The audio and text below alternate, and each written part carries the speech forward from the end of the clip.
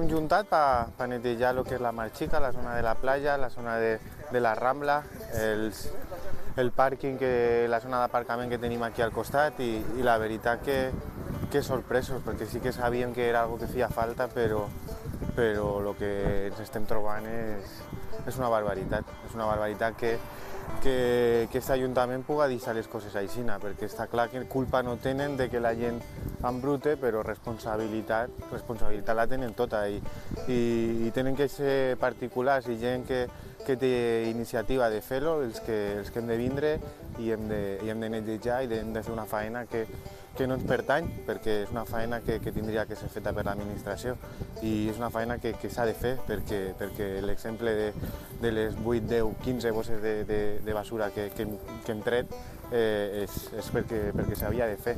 I ara tots volem turisme i volem omplir els diners en els turistes i en la gent de fora, però si no cuidem això els d'aquí i els de fora no ho faran. Així que una mica aquesta era la idea de poder vindre avui aquí per ajudar i per fer una feina i reivindicar que no només ens queixem, sinó que també fem i fem pel poble i per la gent que vivim aquí tot l'any. El que més han tret toalletes, això, vamos, el 50%. Les llaunes de cerveseta, que els botellons segur que s'ho fan per aquí, i després no ho repleguen. I després també alguna cosa més, però el que més això, llaunetes de beguda i les toalletes. Pneumàtics i tot. Un pneumàtic també, dins l'aigua estava. Però bé. Pues de tot, bueno, sobretot llandes, botelles, toallites, taps de botella, bosses de basura senceres.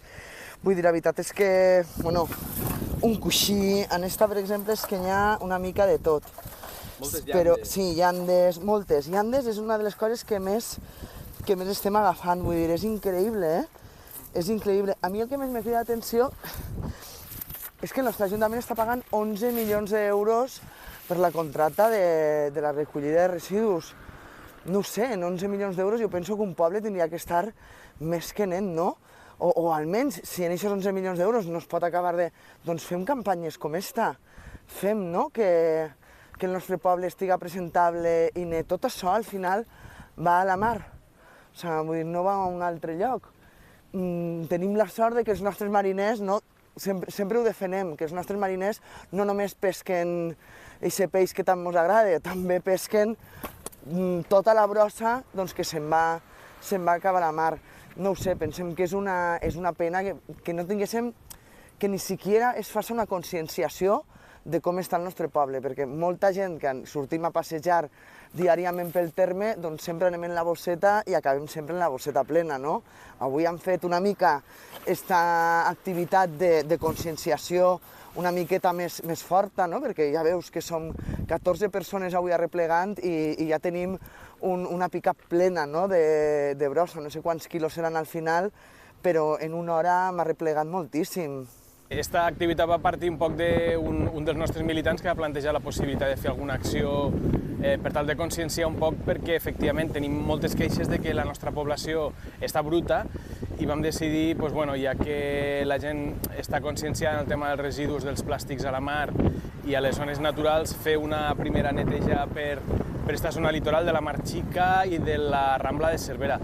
En qüestió d'una hora i mitja hem omplit una pick-up sencera, el maletero de tota classe de residus, tendes de campanya, rodes, de tot, material elèctric, plàstics, sobretot, moltíssimes, centenars de tovalloletes d'estes higièniques, bosses plenes de basura, sobretot moltes llaunes, i en fi, és un exemple més de que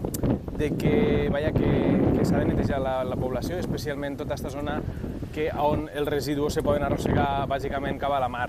I és una pena que la mar estiga cada vegada més contaminada, segons diuen les estadístiques, i per això nosaltres hem fet la nostra xicoteta col·laboració, que és arreplegar estos centenars de quilos i un poc a l'espera, i també una mica com una crida per a veure si les empreses que estan cobrant precisament de gestionar i de recollir els residus s'esmeren una mica més en esta zona costera. només hi ha una paperera, allà a la punta, allà n'hi ha alguna altra, algunes plenes i no sé, fa falta una mica més d'educació i un poc més també de que es posen les piles des dels serveis municipals per tal de que aquestes zones lluïsquen més.